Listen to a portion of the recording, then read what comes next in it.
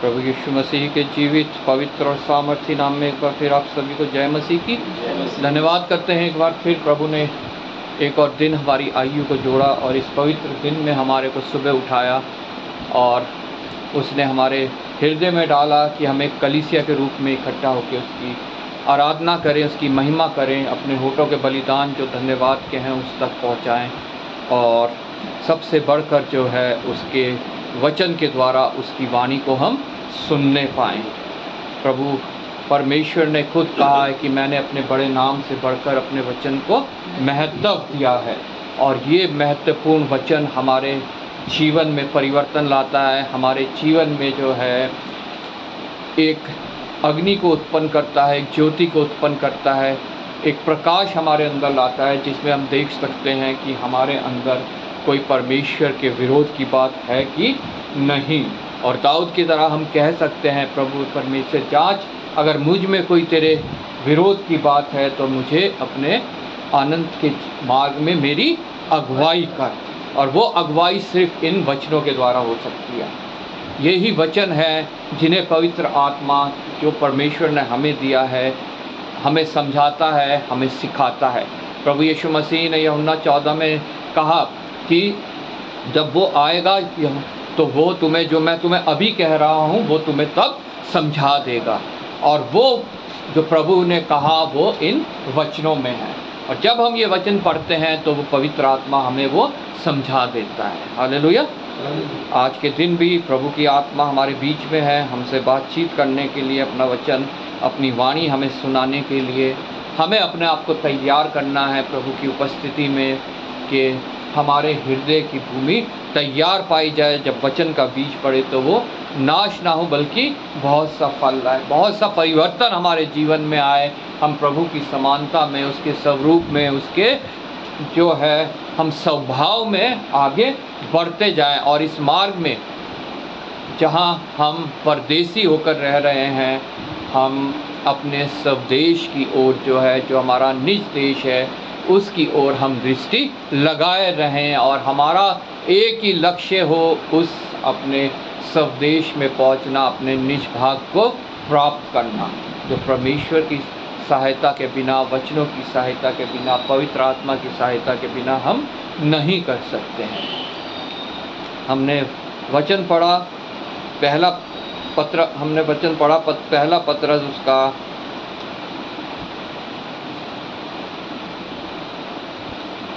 3 से लेकर 7 तक हम पढ़ेंगे। हमारे प्रभु यीशु मसीह के परमेश्वर और पिता का धन्यवाद हो, जिसने यीशु मसीह के मरे हुए में से जी उठने के द्वारा अपनी बड़ी दया से हमें जीवित आशा के लिए नया जन्म दिया, अर्थात एक अविनाशी और निर्मल और अजर मिरास के लिए जो तुम्हारे लिए स्वर्ग में रखी है, जिनकी रक्षा परमेश्वर की सामर्थ्य से विश्वास के द्वारा उस उद्धार के लिए जो आने वाले समय में प्रकट होने वाली है की जाती है। इस कारण तुम मगन होते हो, यद्यपि अवश्य है कि अभी कुछ दिन के लिए नाना प्रकार की परीक्षाओं के कारण दुख में हो, और ये इसलिए है कि तुम्हारा परखा हुआ विश्वास, जो आग से ताए हुए नाशवान सोने से भी कहीं अधिक बहुमूल्य है, यीशु मसीह के प्रकट होने पर प्रशंसा और महिमा और आदर का कारण है। आइए हम प्रार्थना करें। धन्यवाद पिता परमेश्वर, धन्यवाद करते हैं प्रभु तेरे वचन के पढ़े और सुने जाने के लिए, जो जीवित है, जो पवित्र है, जो सामर्थी है, जो निश्चय अपना कार्य करता है। प्रभु ये वचन आज हमारे जीवनों में भी कार्य करने पाए। पिता परमेश्वर, हम इस वचन को सिर्फ सुनने ही वाले नहीं बने, बल्कि पिता परमेश्वर इस पर विश्वास करके इस पर चलने वाले बनने पाएँ। प्रभु हमारे हृदय की भूमि तैयार कर कि जब वचन का बीज पड़े तो वो नाश ना हो बल्कि बहुतायत से फल लाए। प्रभु धन्यवाद करता हूँ, एक बार फिर तूने मुझे विश्वास योग्य जाना है और अपनी सामर्थ्य दे के खड़ा किया है। प्रभु मुझ में कोई योग्यता नहीं, कोई काबिलियत नहीं, कोई बुद्धि नहीं। प्रभु अपनी आत्मा के द्वारा मस्सा कर प्रभु, ताकि ये होठ जब खुले तो मेरी वाणी नहीं, तेरी वाणी पिता परमेश्वर हम सुनने पाएँ, जो हमें कायल करे, कन्विट करे, हमारे अंदर परिवर्तन लाए और जो कुछ तू चाहे वो पिता परमेश्वर हमारे अंदर बदलाव होने पाए। आदर महिमा तुझे देते हुए प्रभु यीशु के नाम से मांगते हैं, आमीन आमीन आमीन। पत्रस जो प्रभु यीशु मसीह के चेला था और उसके साथ साथ उसकी सेवकाई में रहा। और वो पतरस जिसने प्रभु का इनकार भी किया लेकिन पछताया, फिर प्रभु के पास आया और प्रभु ने उसे क्षमा किया। और जब प्रभु ने उसे क्षमा किया उसके बाद जो उसने कार्य किए, प्रभु यीशु मसीह के मृत्यु के बाद जब प्रभु को सूली पे मृत्यु दी गई, उसके बाद जब उसने पहले ही उसके प्रचार में जो है 3000 से अधिक लोग जो है उनका हृदय परिवर्तन हुआ, उन्होंने प्रभु को जाना और प्रभु में विश्वास लाया। वही पतरस के द्वारा लिखी गई ये पत्री है जो मेरे लिए है, जो आपके लिए है, प्रत्येक मनुष्य के लिए है, जो परमेश्वर की वाणी है। हालेलुया। यहाँ पे परमेश्वर का वचन लिखता है, हमारे प्रभु यीशु मसीह के परमेश्वर और पिता का धन्यवाद हो, जिसने यीशु मसीह के मरे हुए में से जी उठने के द्वारा अपनी बड़ी दया से हमें जीवित आशा के लिए नया जन्म दिया। हमारे प्रभु यीशु मसीह के परमेश्वर और पिता का धन्यवाद, जिसने यीशु मसीह के मरे हुए में से जी उठने के द्वारा अपनी बड़ी दया से हमें जीवित आशा के लिए नया जीवन दिया। 3 बातें हमें अपने परमेश्वर का सदैव धन्यवाद करना है।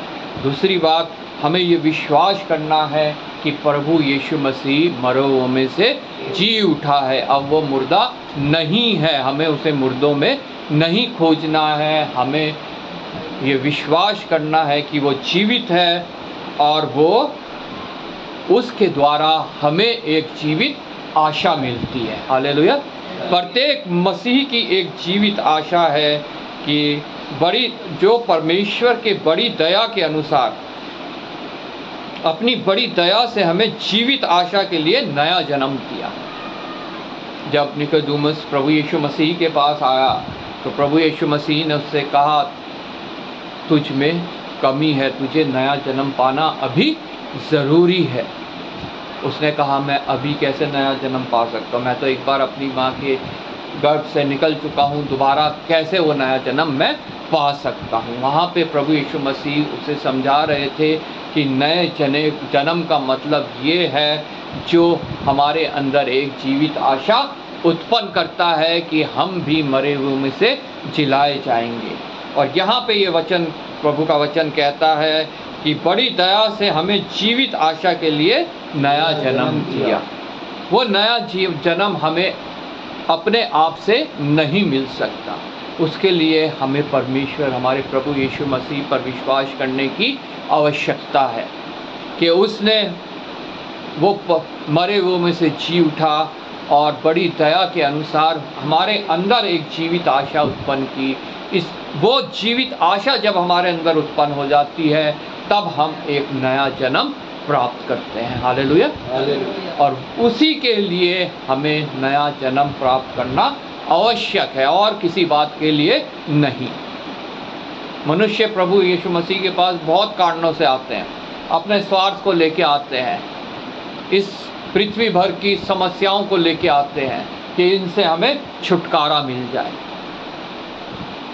लेकिन बहुत कम ऐसे हैं जो इसलिए आते हैं कि उस नए जन्म से पाने से उनको एक जीवित आशा मिलेगी कि हम भी जैसे प्रभु यीशु मसीह को जिलाया परमेश्वर ने, हमें भी जिनके अंदर वो नया जन्म पाया जाएगा उन्हें परमेश्वर पूर्ण जीवित करेगा अनंत काल के लिए। हालेलुया। अर्थात एक अविनाशी और निर्मल और अजर मिरास के लिए जो तुम्हारे लिए स्वर्ग में रखी है। उस नए जन्म का, उस जीवित आशा का क्या मतलब है? जिसमें हमने नया जन्म पाया, हमें एक अविनाशी और निर्मल और अजर मिरास मिलेगी जो स्वर्ग में हमारे लिए रखी है, जिसके लिए प्रभु यीशु मसीह वादा करके गया कि मैं जाता हूँ और तुम्हारे लिए वो मिरास, वो जगह तैयार करता हूँ। वो तो गया है तैयार करने के लिए वो जगह, क्या मैं अपने आप को उस जगह के लिए तैयार कर रहा हूँ कि नहीं? ये हमें जांचना बहुत आवश्यक है। वो जगह हमारी तैयार हो जाएगी। अगर हम तैयार नहीं हैं तो हम वहाँ पर कभी भी पहुँचने नहीं पाएंगे।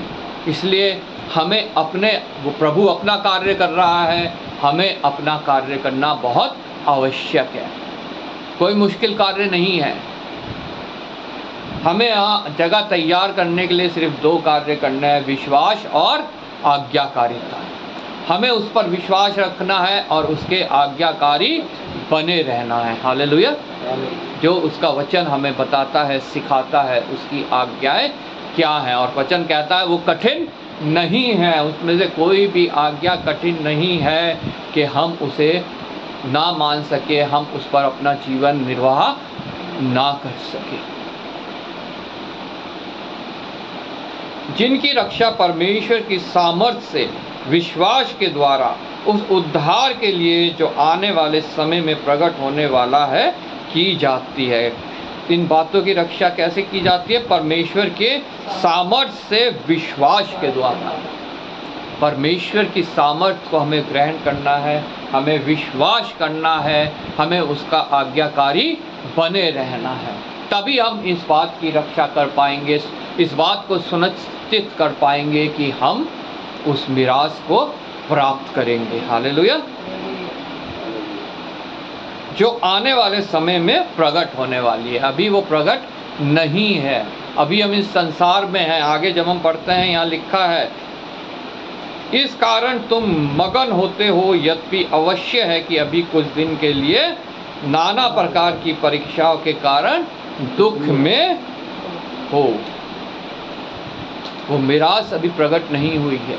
जो प्रकाशित वाक्य कहता है, जहाँ ना आंसू होगा, ना दुख होगा, ना तकलीफ होगी, ना दर्द होगा, ना भूख होगी, ना प्यास होगी, उस मिरास अभी प्रकट नहीं हुई है। अभी हम इस पृथ्वी पे इस शारीरिक रूप में रहते हैं, लेकिन हम वो सोच सोच के, उसकी ओर दृष्टि लगा लगा के मगन होते हैं कि हम एक दिन वहाँ होंगे। लेकिन इस समय की हाल क्या है? यद्यपि नाना कुछ दिनों के लिए नाना प्रकार की परीक्षाओं के कारण दुख में हो। जब तक हम शारीरिक दशा में हैं, हम नाना प्रकार की परीक्षाओं के कारण दुख में हैं। हमने अय्यूब की पुस्तक पढ़ी। अय्यूब की पुस्तक में हमने पढ़ा मेमोरी वर्स, अय्यूब से ज़्यादा दुखी परीक्षा में हम में से कोई भी नहीं पड़ा। जो अय्यूब के ऊपर परीक्षाएं आई, वो परीक्षाएं हमारे ऊपर नहीं आई। और जब वो उन परीक्षाओं में पढ़कर भी ये कह सकता है, मुझे तो निश्चय है, 19:25 से, मुझे तो निश्चय है मेरा छुड़ाने वाला जीवित है और अंत में पृथ्वी पर खड़ा होगा। क्या मुझे ये निश्चय है? मैं ये विश्वास करता हूँ कि मेरा छुड़ाने वाला जीवित है। और अभी जो शैतान इस पृथ्वी पे कार्य कर रहा है, अंत पे मेरा छुड़ाने वाला इस पृथ्वी पर खड़ा होगा। हालेलुया। और आगे वो कहता है, और अपनी खाल के इस प्रकार नष्ट हो जाने के बाद भी, उसका सब कुछ खत्म हो गया, उसके जो उसके पास धन दौलत थी सब खत्म हो गई, बच्चे थे सब खत्म हो गई, उसकी वाइफ ने भी उसको कोसा और कहा कि अपने परमेश्वर को कोस और चाहे तो मर जा। उसके दोस्तों ने भी आकर उसके जख्मों में नमक छिड़का, उसको और दर्द दिया, उसको और दुख दिया, उसको ही दोषी ठहराया कि तूने कोई ना कोई पाप किया, इसलिए ये तेरे ऊपर कष्ट आया। लेकिन तब भी वो विश्वास में बना रहा और विश्वास से उसने कहा, मुझे तो निश्चय है कि मेरा छुड़ाने वाला जीवित है। और जब 26 आयत कहती है कि मैं अपनी खाल के इस प्रकार नष्ट हो जाने के बाद भी मैं शरीर में होकर परमेश्वर का दर्शन करूँगा। उसकी चमड़ी पूरी गल गई, नाश हो गई, लेकिन तब भी उसे विश्वास है कि जब मेरा परमेश्वर में प्रभु यीशु मसीह का महिमा में आगमन होगा तो मैं पूरे शरीर में होकर उसका दर्शन करूँगा। उसका दर्शन मैं आप अपनी आँखों से अपने लिए करूँगा और कोई नहीं मेरे लिए कर सकता। जो करना है मुझे करना है उसका दर्शन प्राप्त करने के लिए। लोग मेरे लिए दुआ ज़रूर कर सकते हैं, लेकिन जब तक मेरे अंदर बदलाव नहीं आएगा, मेरे अंदर विश्वास नहीं आएगा, मेरे अंदर आज्ञाकारिता नहीं आएगी, तब तक मैं उसका दर्शन नहीं कर पाऊंगा। उसका दर्शन मैं आप अपनी आंखों से अपने लिए करूंगा और कोई दूसरा नहीं। यद्यपि मेरा हृदय अंदर ही अंदर चूर चूर भी हो जाए, परीक्षाओं से हमारा हृदय कितना भी दुखित हो जाए, अंदर चूर चूर हो जाए, हम सताए जाएं, हमारे अंदर घटी कमी आए, शरीर में बीमारी आए, लोग झूठे इल्ज़ाम लगाएं, कैद करवाएं, कोर्ट केस चलवाएं, चूर चूर हम हो जाएं, लेकिन तब भी अय्यूब कहता है कि मैं उसका दर्शन पाऊंगा अगर मैं स्थिर रहूंगा, अगर मेरे अंदर विश्वास रहेगा और मैं उसकी आज्ञाओं को मानता रहूंगा। कहता है तो भी मुझ में धर्म का मूल पाया जाता है। वो धर्म का मूल क्या है? पवित्र आत्मा। अगर हमारे अंदर वो धर्म का मूल पाया जाता है, वो पवित्र आत्मा पाई जाती है, तो निश्चय जो है हम प्रभु का दर्शन प्राप्त करने पाएंगे अपने इस शरीर के नाश होने के बाद। हालेलुया। और दूसरा क्या है? अगर हम विश्वास नहीं करेंगे, आज्ञाकारी नहीं बनेंगे, तो हम शैतान के साथ उस स्थान पे जाएंगे जहाँ की अग्नि कभी बुझती नहीं, जहाँ का कीड़ा कभी मरता नहीं। यहाँ की जो परीक्षाएं हैं, दुख दर्द है, उसका और उस दुख दर्द का उसमें बहुत अंतर है। ये तो प्रभु कहता है उस परीक्षा में मैं कभी नहीं पढ़ने दूंगा तुम्हें जो तुम्हारे सहने से बाहर हो। वहाँ जो कुछ है वो असहनीय है, वो हमारे सहने से भी बाहर है, और वहाँ से बाहर निकलने का फिर कोई रास्ता हमारे लिए नहीं बचेगा। अभी हमारे पास वो रास्ता है, आज हमारे पास वो रास्ता है कि हम उस रास्ते को अपना ले जो हमारे को उस स्थान तक पहुंचाएगा जहां हम पुनरुत्थान का जीवन अनंत काल के लिए प्रभु यीशु के साथ जीने पाएंगे। जो मिरास वो मेरे लिए तैयार करने गया है, जो जगह तैयार करने गया है, हम अपने आप को इस योग्य बनाए कि हम वहां तक पहुंचने पाएं। हालेलुया। और वो कठिन नहीं है, उसके लिए हमारे पास प्रभु के वचन है, उसके लिए प्रभु ने हमें अपनी आत्मा दी है, हमारे सहायक के रूप में, हमारे को गाइड करने के लिए, हमारे को उस मार्ग में हमारे को लीड करने के लिए। हालेलुया। और आगे परमेश्वर का वचन कहता है 7वीं आयत में, पहला पत्रस 1:7 में, और यह इसलिए है कि तुम्हारा परखा हुआ विश्वास, जैसे अय्यूब का परखा हुआ विश्वास है, वैसा ही तुम्हारा परखा हुआ विश्वास जो आग से ताए हुए नाशवान सोने से भी कहीं अधिक बहुमूल्य है। अय्यूब का वो विश्वास जो परखा, परमेश्वर परीक्षाओं में पड़ा, दुख तकलीफ बीमारी कमी सब कुछ नाश हो गया उसका, लेकिन उसका विश्वास जब परमेश्वर ने परखा तो वो सोने से भी बहुमूल्य निकला। आग से ताए हुए नाशवान सोने से भी कहीं अधिक है, बहुमूल्य है।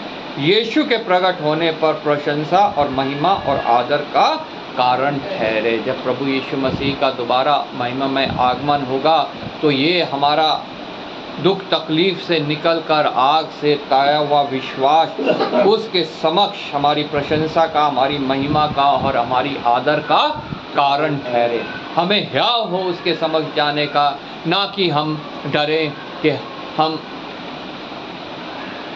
प्रभु यीशु मसीह के समक्ष जब उपस्थित हो तो वो कहे कि मैं तुम्हें नहीं जानता, मैं तुम्हें नहीं जानता। हम कहते रहेंगे हम तो चर्च जाते थे, हम तो वचन भी पढ़ते थे, दशवां अंश भी देते थे, हालेलुया प्रेज द लॉर्ड करते थे, गीत गाते थे, हमने तो दूसरों के लिए प्रार्थना करी, हमारी प्रार्थना से तो दूसरे चंगे हो जाते थे। लेकिन तब भी प्रभु कहेगा मैं तुम्हें नहीं जानता, क्योंकि ये सब तुमने अपने स्वार्थ के लिए किया, अपने लिए किया, मेरे लिए नहीं। तुम्हारे अंदर वो अंश नहीं पाया जाता जो अय्यूब के अंदर वो धर्म का पाया गया। हालेलुया, धर्म का मूल पाया गया। तुमने अपने पेट के लिए किया, अपने नाम के लिए किया, अपने स्वार्थ के लिए किया, सब संसार भर के अपनी अभिलाषाओं के लिए किया, अपने सुख विलास के लिए किया, जिसके विषय में मैंने कहा कि जो ऐसा करते हैं वो सबसे अभागे हैं। तुम्हारे पास वचन था, तुम्हारे पास सहायक था, तब भी तुमने उस पर विश्वास नहीं किया, तुमने जो है आज्ञाकारिता मुझे नहीं दिखाई।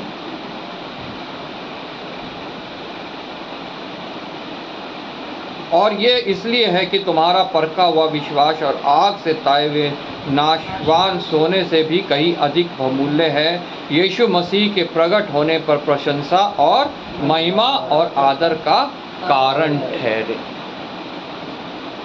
हमें देखना है कि हम उन सदुकियों की तरह तो नहीं है जो लूका 20 में प्रभु की परीक्षा करते हैं। लूका 20 में एक दृष्टांत है, 20 से 30 तक शायद, वहाँ पे कुछ सदुकी जो है प्रभु की परीक्षा करते हैं, ये कहकर कि व्यवस्था में लिखा है कि किसी की पत्नी मर जाए बिना संतान पैदा किए हुए तो उसका भाई जो है उससे विवाह करे। ऐसे 7 भाई थे, 7 मर गए बिना संतान के। जब पुनरुत्थान होगा तो वो पत्नी किसकी होगी? प्रभु यीशु मसीह ने उनको उत्तर दिया कि पुनरुत्थान के पास जहाँ तुम जाओगे वहाँ पर ना विवाह होगा, ना कोई विवाह में दिया जाएगा, ना कोई विवाह में लिया जाएगा, बल्कि वहाँ पे पुनरुत्थान का जीवन तुम प्राप्त करोगे और स्वर्गदूतों के समान होगे, और स्वर्गदूतों के समान होगे। और तुम मरने के बाद भी नहीं, क्योंकि वे स्वर्गदूतों के समान होंगे और का संतान और परमेश्वर की संतान होंगे। हालेलुया। वो पूर्ण उत्थान की संतान और परमेश्वर की संतान होंगे। आज मैं और आप अपने आप को जाते, क्या हम उन सदुकियों की तरह तो नहीं है जो सिर्फ प्रभु की परीक्षा कर रहे हैं, जो सिर्फ इसीलिए प्रभु के पास आते हैं कि उसकी परीक्षा करें और हमारे जीवन में वो आश्चर्य कर्म करें?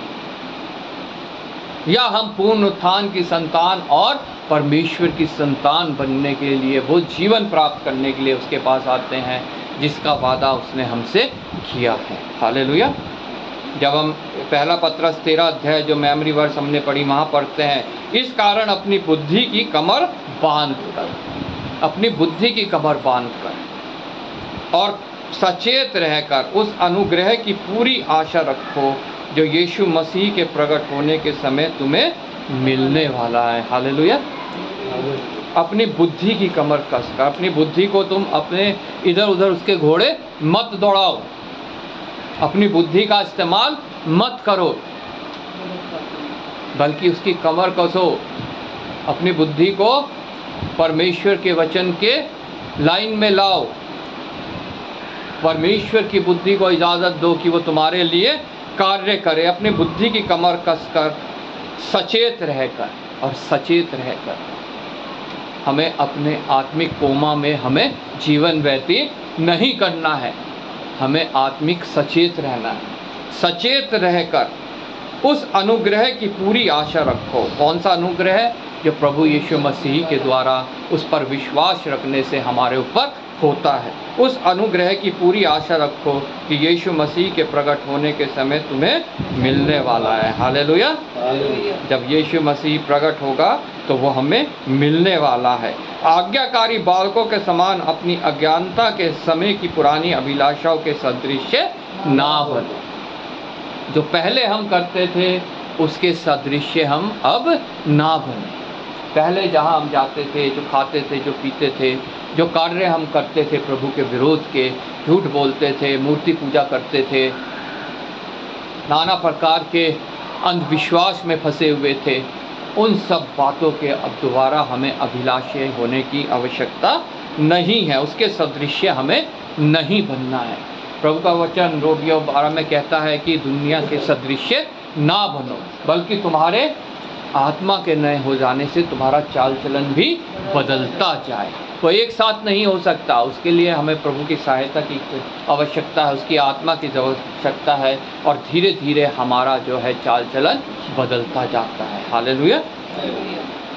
अज्ञानता के समय की बुरी अभिलाषाओं के सदृश ना बनो, पर जैसा तुम्हारा बुलाने वाला पवित्र है वैसे तुम भी अपने सारे चाल चलन में पवित्र बनो। सिर्फ एक चाल चलन में नहीं कि हम संडे को चर्च जा रहे हैं, सिर्फ वही नहीं, सारे चाल चलन, हफ्ते के 7 दिन, साल के 365 दिन, जो हमारे को आयु मिली है, हर सांस के साथ जो हमारा चाल चलन है उसमें हमें पवित्र बनना है। और वो पवित्र हम अपने आप से कदापि नहीं बन सकते। उसके लिए हमें प्रभु यीशु मसीह के उद्धार के सामर्थ की आवश्यकता, उसके लहू की आवश्यकता है, जो हमारे सारे पापों को धो डालता है, हमें पवित्र करता है। हम में कोई ऐसा नहीं जिसने पाप ना किया हो, या हमारी मृत्यु तक हमसे कोई पाप ना हो। लेकिन प्रभु का वचन कहता है, पहले यूहन्ना की पत्री उसके पहले अध्याय में, कि अगर हम अपने अपराधों को उसके समक्ष मान लेते हैं तो वो हमें क्षमा करने के लिए विश्वास योग्य और धर्मी है। पाप सबसे होता है, पाप सब करते हैं, लेकिन अगर हम उसे मान लेते हैं तो वो हमें क्षमा करता है। और मान लेने के बाद ये नहीं कि दोबारा दोबारा हम वो करते जाएं और फिर हम प्रभु से क्षमा मांगते जाएं। जो उसे मान लेता है और छोड़ भी देता है, प्रभु का वचन ऐसा कहता है, जो उसे मान लेता है और छोड़ भी लेता है, उस पे दया की जाएगी। हालेलुया। इसलिए हमें उस दया को अगर ग्रहण करना है तो अपने अपराधों को प्रभु के सामने मानना है। प्रभु हमें क्षमा करेगा और हमें उससे सामर्थ मांगनी है कि हमें इससे छुटकारा दे। तभी हम उसके समक्ष अपने सारे चाल चलन पर पवित्र बनेंगे। हालेलुया। क्योंकि लिखा है, पवित्र बनो क्योंकि मैं पवित्र हूँ। हालेलुया। वो अपवित्र चीज़ कोई भी ग्रहण नहीं करता है। और अगर हम में प्रभु की आत्मा नहीं पाई जाएगी, जो उसने बयाने में हमें दी है, हमारे लिए जो बयाना दिया है, तो हमारे को वो देखेगा और हमारे को अपवित्र घोषित करेगा। हालेलुया। और हमें नरक में पहुंचाया जाएगा। लेकिन वो आत्मा अगर हमारे अंदर पाई जाएगी, प्रभु की जो हमारा बयाना है, तो वो हमारे को, जो उसने पूर्ण दाम देकर हमें छुड़ाया है, वो दाम हमारे लिए कार्य करेगा और हम जो है उस नरक की अग्नि से बच जाएंगे। हालेलुया। लिखा है 17वीं आयत से, और जब कि तुम हे पिता कहकर उसकी प्रार्थना करते हो, जो बिना पक्षपात हर एक के काम के अनुसार न्याय करता है, तो अपने परदेसी होने का समय भय से बिताओ। हालेलुया। सिर्फ प्रार्थना ही नहीं करनी है हमें, हम प्रार्थना तो करते हैं लेकिन हम अपने कार्यों को नहीं देखते, नहीं जांचते। वो हर एक कार्य के अनुसार जो है वो बदला देता है। हालेलुया। ना कि प्रार्थना सुन के बदला देता है। हमारे कार्य उसके विरोध के हैं और हम प्रार्थना कर रहे हैं, तो उस प्रार्थना का कोई भी फायदा नहीं है। हर एक काम के अनुसार न्याय करता है, जो तो लिखा है, तो अपने परदेसी होने का समय भय से बीता। हम इस पृथ्वी में, ये जो 60, 70, 80, 90 साल की उम्र है हमारी, छोटी सी इस पृथ्वी पे, वो सिर्फ और सिर्फ हम जब इस पृथ्वी पे हैं तो एक परदेसी है। हमें अपने देश की ओर हमेशा दृष्टि लगाए रखनी है, ताकि हम उस देश तक पहुंचने पाएँ। हालेलुया। और हमें इस पृथ्वी पर अपना जीवन एक परदेसी की तरह बिताना है। हम जब अगर किसी दूसरे देश में जाते हैं और उसके कानून को हम नहीं मानते हैं, तो हम दोषी ठहराए जाते हैं। लेकिन अगर वहाँ के कानून को हम मानते हैं तो हम निर्दोष ठहराए जाते हैं। ऐसे ही इस पृथ्वी पर भी जब हम एक परदेसी की तरह रह रहे हैं, तो हमारे लिए कुछ कानून है जो इन वचनों पे लिखे गए हैं। परमेश्वर ने मेरे लिए, आपके लिए लिखा है कि हमें इस परदेसी जीवन में इनको मानना आवश्यक है, तभी हम निर्दोष ठहराए जाएंगे। हम सारे चाल चलन में पवित्र ठहराए जाएंगे और उस स्थान पर पहुंचेंगे जो हमारा अपना स्थान है। लिखा है तुम जानते हो कि तुम्हारा निकम्मा चाल चलन जो बाप दादाओं से चला आता है, उससे तुम्हारा छुटकारा सोने चांदी नाशवान वस्तुओं के द्वारा नहीं हुआ, पर निर्दोष और निष्कलंक मेमने अर्थात मसीह के बहुमूल्य लहू के द्वारा हुआ। क्या मैंने उस लहू को ग्रहण किया है? मुझे आज अपने आप में ये जांचना बहुत आवश्यक है। क्या मेरा छुटकारा हुआ है कि मैं अभी भी भरम में हूँ कि मैं मसीही परिवार में पैदा हो गया, या मैं चर्च जाता हूँ, या मैं क्वायर में हूँ, या मैं पास्टर हूँ? क्या मैंने अपना पूर्ण समर्पण किया है कि नहीं किया, जैसे अय्यूब ने किया, जैसे पतरस ने किया? क्या मैंने किया है कि नहीं किया? ये मुझे जांचना बहुत आवश्यक है, और ये कठिन नहीं। उस पर विश्वास करना, उसकी आज्ञाओं को मानना कठिन नहीं है, क्योंकि हमारे पास एक सहायक है पवित्र आत्मा के रूप में, और हमारे को गाइड करने के लिए तेरा वचन मेरे पैरों के लिए दीपक और मेरे मार्ग के लिए ज्योति है, वो उजियाला है। हालेलुया। और ये ही हमें जो है हमारे को इस परदेसी संसार में रहते हुए हमें भय के साथ जीवित रखने के लिए इस पृथ्वी पर भी और इस पृथ्वी के बाद भी हमें जीवन देने के लिए पर्याप्त है। हालेलुया। हम प्रार्थना में जाएंगे। भाई रविशंकर से रिक्वेस्ट करूंगा वचन को मंथन करते हुए प्रार्थना करें।